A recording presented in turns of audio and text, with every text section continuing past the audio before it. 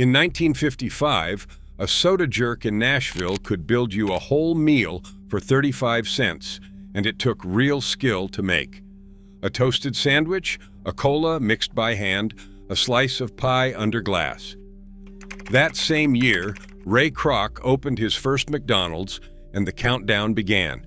Number 14 on this list was so beloved that pharmacies kept serving it for decades after the pills moved to the back counter. And number 3 vanished the moment the drive-thru arrived. Hit that subscribe button and let us count down the 25 forgotten drugstore lunch counter meals America left behind. Number 25, EGG salad sandwich. This was the sandwich that told you the lunch counter took itself seriously. Not a slab of meat slapped between bread, but something a cook actually assembled. Hard-boiled eggs were peeled that morning, chopped fine with a pastry blender, and folded into just enough mayonnaise to bind them, with a whisper of yellow mustard, a shake of salt, and sometimes a little diced celery for crunch. It went onto soft white bread, crusts sometimes trimmed if the druggist ran a fancy operation, and it was cut on the diagonal because a diagonal cut felt like somebody cared. An egg salad plate ran about 30 cents in 1954, served with a few potato chips and a pickle spear on the side. It was cool, creamy, and mild, the kind of lunch a secretary could eat on her half-hour break without ruining her blouse. The counter girl made 100 of them a week and never wrote the recipe down. She didn't need to.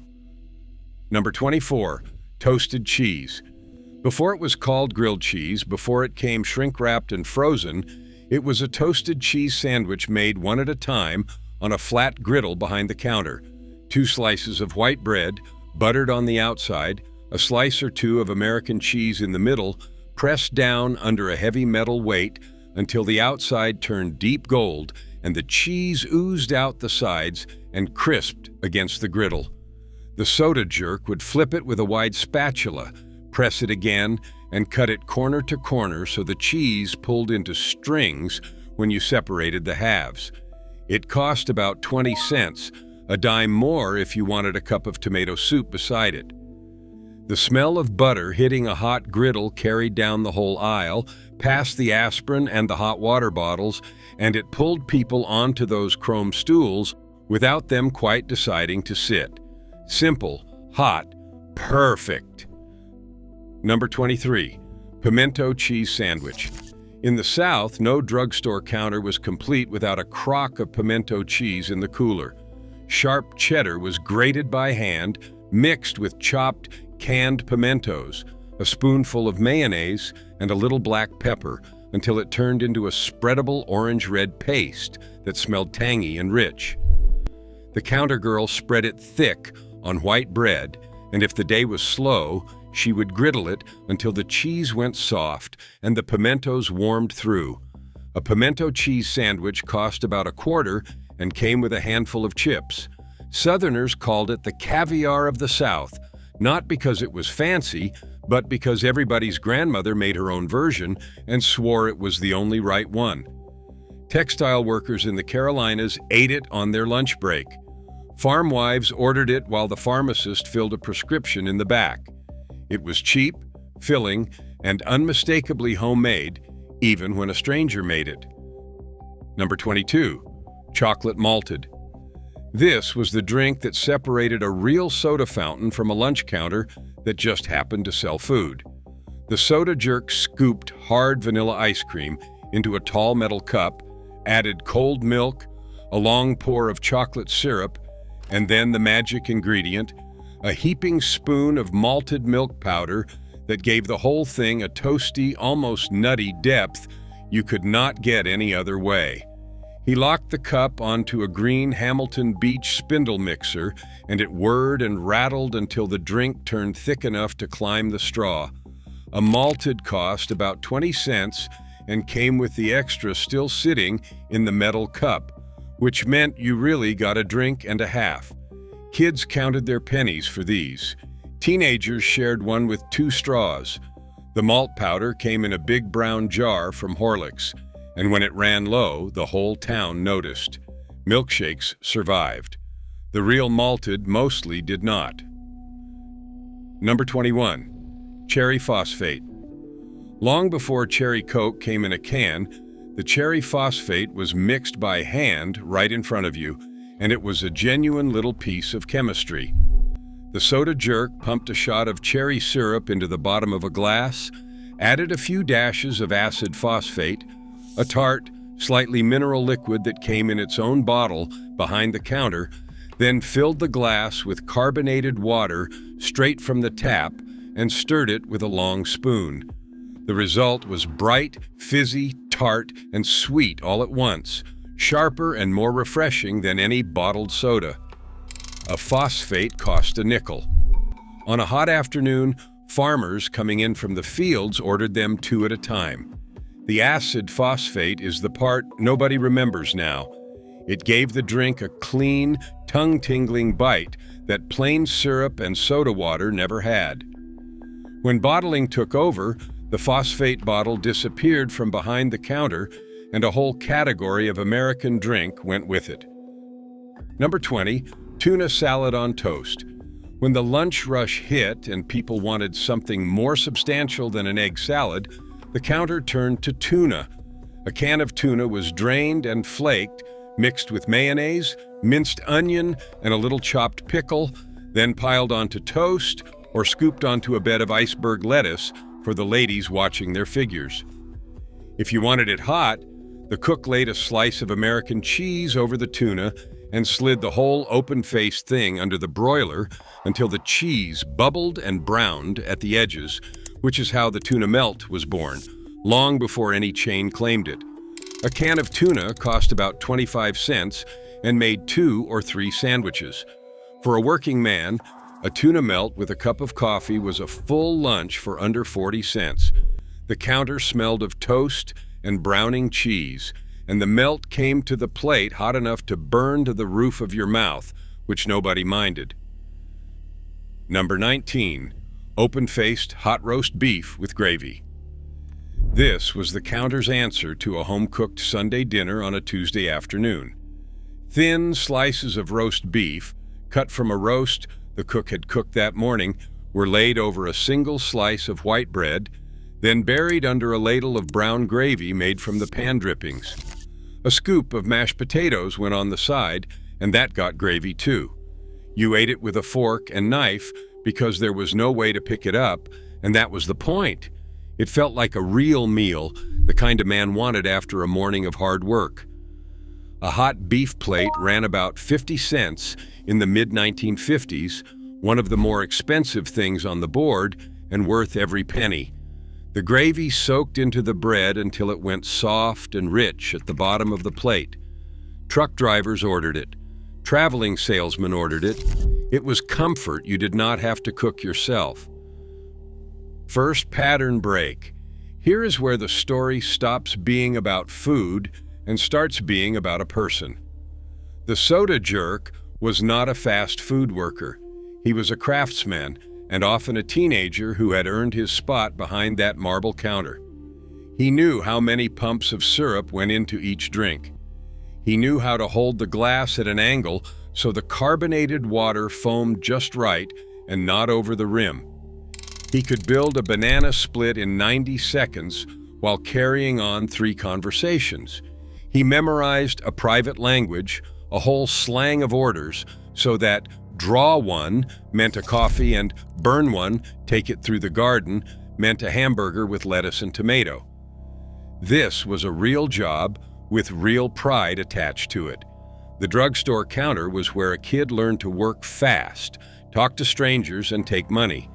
When the counters closed, that first job vanished, and the drive-through window that replaced it asked for none of the same skill. Number 18. Chicken salad sandwich. The chicken salad sandwich was the lunch counter's Sunday best offering, the thing a lady ordered when she was meeting a friend. It started with real chicken, poached and pulled that morning, never from a can, chopped fine and mixed with mayonnaise, diced celery for crunch, and sometimes a few halved grapes or slivered almonds if the druggist wanted to seem upscale. It went onto lightly toasted bread or, at the fancier counters, was scooped onto a lettuce leaf and served with a slice of tomato and a few saltine crackers on the side. A chicken salad plate cost about 40 cents, more than tuna because it took real work. The counter girl could tell you which regulars ordered it every single day. It was mild, creamy, and just a little elegant, the kind of lunch that made a plain drugstore feel like a tea room for half an hour. Then the deli counter and the chain restaurant took it, and the drugstore version faded. Number 17. Lime Ricky. On a summer afternoon when the ceiling fans could barely move the heat, the Lime Ricky was the most refreshing thing money could buy. The soda jerk squeezed half a fresh lime into a glass, added a pour of lime syrup, and sometimes a splash of raspberry for color, then filled it with cold soda water and dropped in the squeezed lime shell for good measure. It was tart, barely sweet, and shockingly cold, the kind of drink that made you sit up straighter on the stool. A Lime Ricky cost a nickel or a dime. It had started as a whiskey cocktail decades earlier, but the soda fountain turned it into something a child could order without a raised eyebrow. Green and cloudy in the glass, it looked like summer itself. Kids drank them after baseball practice. Shoppers ordered them to cool down mid-errand. When soda came pre-made and bottled, nobody was left behind the counter to squeeze a real lime into your glass, and the Ricky quietly disappeared. Number 16. Bowl of chili.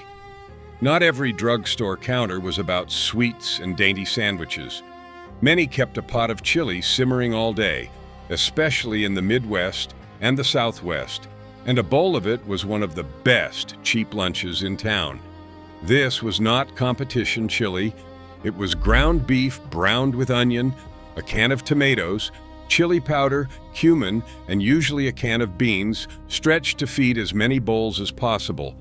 It came to the counter steaming, topped with a handful of oyster crackers or a scatter of shredded cheese, with more crackers in a bowl on the counter to crumble in yourself. A bowl of chili cost about 25 cents and warmed a man from the inside out on a cold day. In some towns, the counter served it over spaghetti or ladled it over a plate of corn chips to make a Frito pie right there on the spot. It simmered for hours, got better as the day went on, and asked almost nothing of anyone. Number 15. Denver Sandwich. Also called the Western, the Denver Sandwich was the counter's hot, hearty answer to a hungry customer at any hour.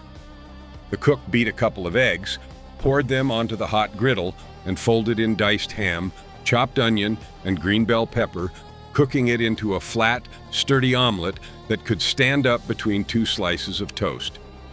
He slid it onto the bread, cut it in half, and sent it out with a pickle and some chips. A Denver sandwich cost about 35 cents and made a full meal any time of day, which is why it lived on the counter menu from breakfast through the dinner rush. The ham and onion crisped a little on the griddle, the pepper stayed just firm enough to notice, and the whole thing smelled like a farm kitchen. Railroad workers ate them. Night shift men ate them at dawn. It was portable, filling, and just a little bit special, and now most Americans have never heard the name. Number 14. Banana Split. This was the dish that turned an ordinary afternoon into an occasion, and building one correctly was an art the soda jerk took seriously. A banana was peeled and split lengthwise, laid in a long boat-shaped dish, and cradled around 3 scoops of ice cream, vanilla, chocolate, and strawberry, in that order, because that was the rule. Then came the toppings, 1 for each scoop: chocolate syrup, strawberry sauce, and crushed pineapple, followed by a mountain of whipped cream, a scatter of chopped nuts, and a maraschino cherry on top of each peak. It arrived at the counter looking like a celebration, and it cost about 30 cents, which made it a shared treat as often as not. 2 spoons came with it automatically. The banana split had been invented back in 1904 by a young pharmacy apprentice in Latrobe, Pennsylvania, which means it was born in a drugstore, lived in a drugstore, and mostly died when the drugstore counter did. Kids saved up for these. First dates ended over them. Number 13, BLT. The bacon, lettuce, and tomato sandwich was the counter's proof that three simple things, done right, beat anything complicated. Bacon was cooked to order on the griddle until it was crisp, but not brittle, laid on toast that had been spread with mayonnaise, then topped with cold, crunchy iceberg lettuce and thick slices of ripe tomato, salted lightly so the juice ran.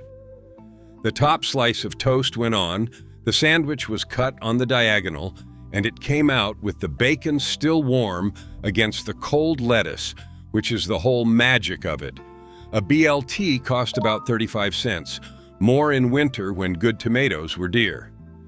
The counter smelled of frying bacon by mid-morning, and that smell sold more sandwiches than any menu board ever could.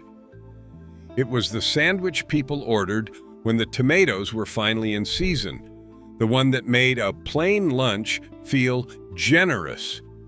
No chain has ever quite matched a BLT built to order on a hot griddle by someone who cared.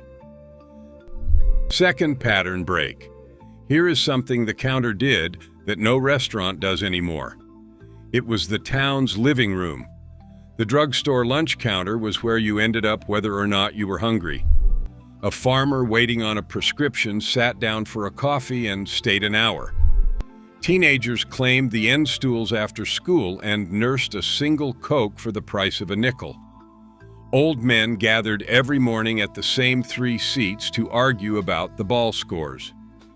The counter girl knew everyone's order and everyone's business, and the marble top was where news traveled before the newspaper printed it. You did not need a reservation or a reason. You just needed a dime and somewhere to be. When fast food came, it came with a message underneath the cheap prices. Get your food and go. Keep the line moving. Do not linger. The counter was built for lingering. That is exactly the thing we traded away and did not notice was gone until the stools were hauled out to the curb. Number 12, vegetable beef soup. Every good counter had a pot of soup going, and vegetable beef was the workhorse. It started with whatever beef was trimmed and cheap, browned and simmered with an onion until the broth turned deep and savory, then loaded with carrots, celery, potatoes, canned tomatoes, and whatever the kitchen had too much of that day. It cooked low all morning, and by lunch it was thick, hot, and filling, the kind of soup that could be a meal with a few crackers and a slice of bread. A bowl cost about 20 cents, a dime if you just wanted a cup alongside a sandwich. No 2 days tasted exactly alike because the soup used up what was on hand, and the regulars liked it that way. On a cold, rainy afternoon, the steam off a bowl of it fogged the front window of the store. It was cheap, it wasted nothing, and it warmed the whole counter with its smell. Canned soup eventually made the daily pot seem like too much trouble. Number 11, root beer float. There may be no drink more purely American than the root beer float, and the drugstore counter is where most people met it.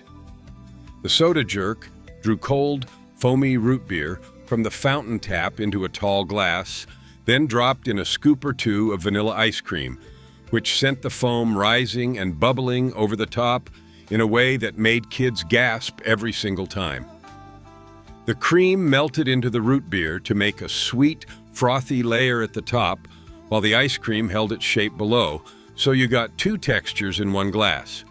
A float cost about 15 cents and came with both a straw and a long spoon, because you needed both. Some counters called it a black cow if they used a scoop of chocolate. It was the reward for good behavior, the treat after a doctor's visit, the thing that made a trip to the pharmacy bearable for a child. Bottled root beer survived. The float, built by hand at a fountain, mostly did not. Number 10, Sloppy Joe. Before it was a lunchroom cliché, the sloppy Joe, or the loose meat sandwich as it was known in parts of the Midwest, was a counter special that stretched a little beef a long way. Ground beef was browned with onion, then simmered in a sweet and tangy tomato sauce until it went soft and saucy, and it was spooned hot onto a plain hamburger bun. In Iowa and the Plains states, some counters skipped the sauce and served the seasoned loose meat dry with mustard, onion, and a pickle, and people drove out of their way for it. A sloppy Joe cost about 30 cents and came with chips. It was messy on purpose, the kind of sandwich that needed a stack of napkins and a fork for the meat that fell out the back. Kids loved it precisely because it was allowed to be a mess. The counter could feed a crowd from one pot of it, which is exactly why it survived so long. Then the chains took the name and left the counter behind. Number 9. Ham salad sandwich. When a ham was cooked down to scraps too small to slice, the counter did not throw them away. It ground them into ham salad.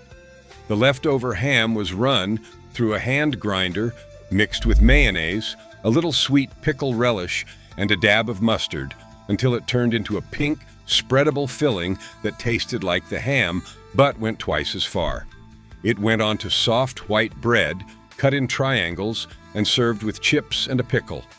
A ham salad sandwich cost about $1, cheaper than a sliced ham sandwich because it was built from the ends nobody else wanted. That was the whole genius of it.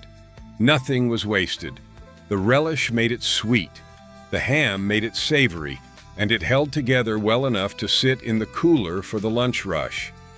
Church ladies made it the same way at home. Now the ham slicer at the deli produces perfect slices and the ends get tossed, and ham salad has slipped almost entirely off the American plate. Number 8. Chicken a la king on toast. This was the dish the counter pulled out when it wanted to look a little bit like a real restaurant. Diced cooked chicken was folded into a creamy sauce made with butter, flour, and milk, brightened with chopped pimento and green pepper, and sometimes a handful of mushrooms, then ladled over toast points or a split biscuit. It was rich, warm, and a little fancy, the kind of thing a woman ordered on a shopping day when she wanted to feel taken care of. A plate of chicken a la king cost about 45 cents. It had started in hotel dining rooms decades before, but the drugstore counter democratized it, put it within reach of anyone with 2 quarters and a lunch break. The cream sauce soaked into the toast until the edges went soft, while the corners stayed crisp. It felt like something you could not or would not bother to make at home. When frozen dinners put a version of it in a foil tray, the counter had no reason to keep making it fresh. Number 7. Blue Plate Special. The Blue Plate Special was not one dish, it was a promise.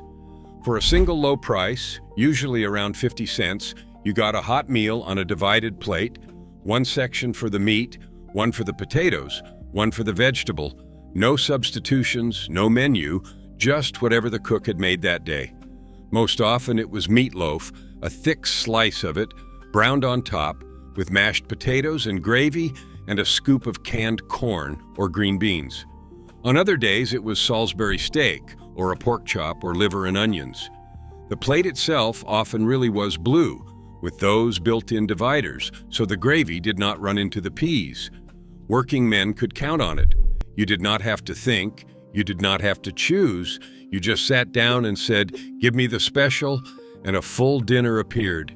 It was the most food for the least money anywhere in town. When fast food promised the same thing faster, the sit-down blue plate lost the only race it was ever entered in. Third, pattern break. Here is the part nobody likes to say out loud. The drugstore lunch counter did not fail because the food was bad. It failed because it could not compete on speed, and speed was the only thing the new world rewarded. A counter meal took a cook and a soda jerk, and 10 minutes to build by hand. The drive-thru could hand you a wrapped burger in 90 seconds and never once look you in the eye. The math was brutal and simple. The chains bought their ingredients by the truckload and undercut every independent counter in the country. And the drugstores themselves changed, turning into chains of their own, ripping out the fountains to make room for more shelf space and higher margins because a stool full of teenagers nursing one Coke for an hour did not pay the rent. So the counters came out, the marble tops went to salvage, and the soda jerk's job evaporated. We did not vote on it. We just started driving through, and one by one the stools emptied and the fountains went cold. Number 6. Hot Fudge Sundae. The Hot Fudge Sundae was the counter's crown jewel of desserts, and the word hot was the whole point. Real fudge sauce, thick and dark, was kept warm in a pot behind the counter, and the soda jerk spooned it over 2 scoops of vanilla ice cream so that it seized and hardened slightly where it hit the cold, forming a chewy shell over the melting cream below. Then came whipped cream, chopped nuts, and the obligatory cherry on top, served in a footed tulip glass with a long spoon. A hot fudge sundae cost about 25 cents. The contrast was the magic. The warm fudge against the cold ice cream, the crunch of the nuts against the smooth cream. Kids scraped the glass clean and then ran a finger around the inside. Couples split one. It was the reward at the end of a good day, the peace offering after a bad one. Squeeze bottle chocolate syrup at home is not the same thing, and everyone who ever had the real version knows it. Number 5. Peanut butter and banana sandwich. Some counter orders were pure comfort, and none more than peanut butter and banana. Peanut butter was spread edge to edge on white bread, then topped with thin coins of ripe banana and pressed gently so the banana settled in. At many counters, especially in the South, the cook then buttered the outside and griddled the whole thing until the bread turned golden and the peanut butter went warm and molten and the banana got soft and sweet inside. It cost about 15 cents, one of the cheapest hot things on the board, which made it a favorite of kids and anybody counting coins. Warm, sweet, salty, and filling all at once, it was the sandwich that felt like a hug. It later became famous as a certain singer's favorite, but long before that, it was just what the counter made for a hungry child with a nickel and a dime. The griddled version has all but vanished, and most people now have never had it hot, which is the only way it was ever really good. Number 4. Ice cream soda. The ice cream soda is where the whole American soda fountain began, and it was a genuinely magnificent thing to watch made. The soda jerk poured flavored syrup into a tall glass, chocolate or strawberry or vanilla, added a splash of cream or milk, then a scoop of ice cream, and finally shot carbonated water in against the ice cream at just the right angle, so it erupted into a towering, foamy, fizzing head that rose to the rim without spilling over. Getting that foam right took practice, and a good jerk was proud of it. An ice cream soda cost about 15 cents and came with a straw and a spoon. It had been invented back in 1874 in Philadelphia, and for the better part of a century, it was the drink that defined the fountain. It was fizzy and creamy at the same time, a texture no bottled drink could ever copy.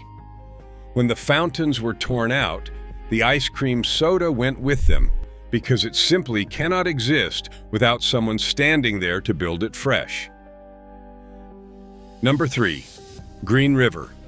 Bright, electric, emerald green, the Green River was the drink that made kids point at the fountain and beg.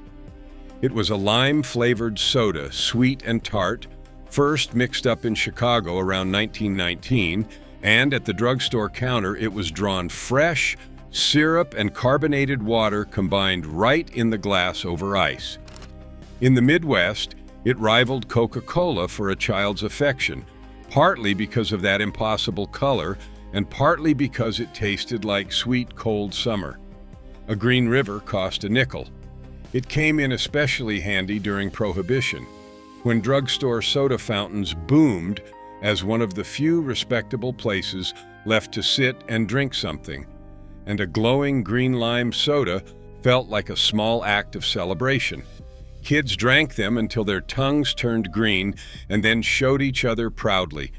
It survived here and there in bottles, but the hand-drawn fountain version, fizzing and cold over crushed ice on a hot day, is a memory most of the country has completely lost.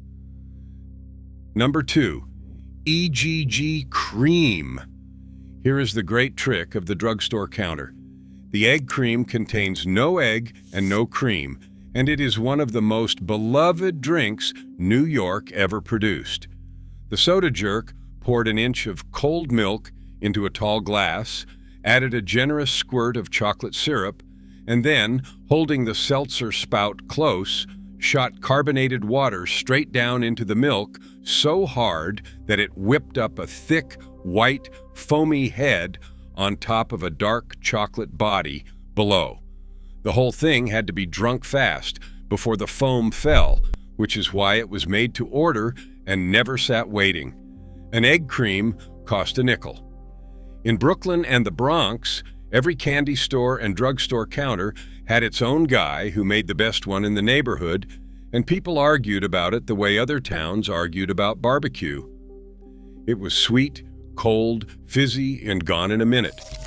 It needed real seltzer with real pressure and a real hand behind the spout, and when those disappeared, so did the egg cream from most of America. Number 1, the hand-mixed fountain Coca-Cola. At the top of this list is the drink that started it all, and it started in a drugstore. Coca-Cola was invented in 1886 at a pharmacy soda fountain in Atlanta, mixed fresh, one glass at a time, long before anyone put it in a bottle. The soda jerk pumped a shot of syrup into the glass, added crushed ice, and filled it with carbonated water, stirring it to just the sweetness you liked. Want a cherry Coke, a vanilla Coke, a lemon Coke? He made it right there, because the syrups all sat in a row behind him. A fountain Coke cost a nickel, and it was colder, fizzier, and less sweet than the bottled kind. This was the drink the whole counter was built around. And when the drive-thru handed you a sealed cup you never watched anyone make, the most American drink there is became something a machine spits out instead of something a person builds for you. Here is my challenge. Make one of these this week. Just one. Griddle a real toasted cheese and press it flat. Mix a chocolate malted with actual malt powder. Build a banana split the right way, 3 flavors, 3 toppings, in the right order. Then come back and tell me if it tastes like something we should never have let go. Share which one you are going to try in the comments. I want to know if the egg cream gets more love than the hot fudge sundae, and whether anyone out there still remembers the soda jerk who made the best fountain Coke in your town. Because these were not just cheap meals. They were made by hand, by someone who knew your name, in a place built for you to sit and stay a while. We traded all of it for speed. Now you know what we gave up.